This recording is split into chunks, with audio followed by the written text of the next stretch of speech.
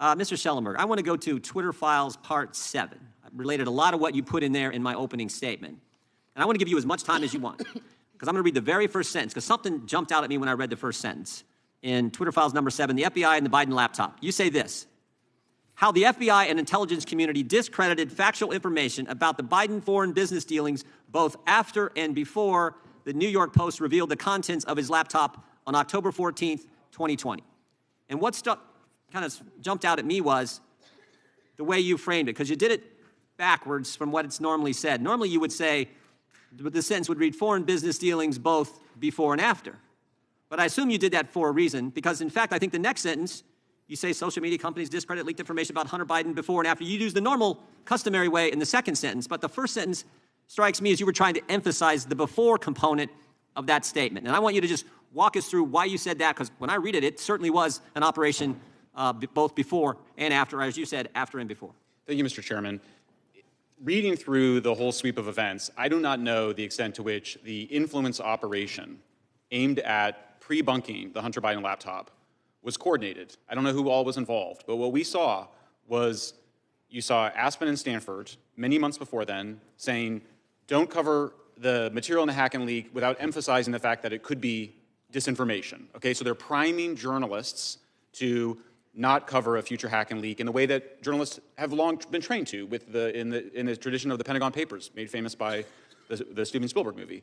They were saying, cover the fact that it probably came from the Russians. Then you have the former general counsel to the FBI, Jim Baker, the former deputy chief of staff to the FBI, both arriving at Twitter in the summer of 2020, which I find what an interesting coincidence. Then when the New York Post publishes its first article on October 14th, it's Jim Baker who makes the most strenuous argument within Twitter.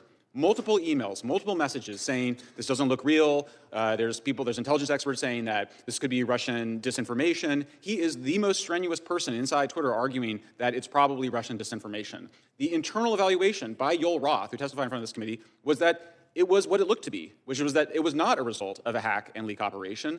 And why did he think that? Because the New York Post had published the FBI subpoena taking the laptop in December of 2019, and they published the agreement that the computer store owner had with Hunter Biden that gave him permission after he abandoned the laptop to use it however he wanted. So there really wasn't much doubt about the provenance of that laptop. But you had Jim Baker making a strenuous argument, and then of course you get to a few days after the October 14th release, you have the President of the United States echoing what these former intelligence community officials were saying, which is that it looked like a Russian influence operation. Yeah. So they were claiming that the laptop was made public by a conspiracy theory.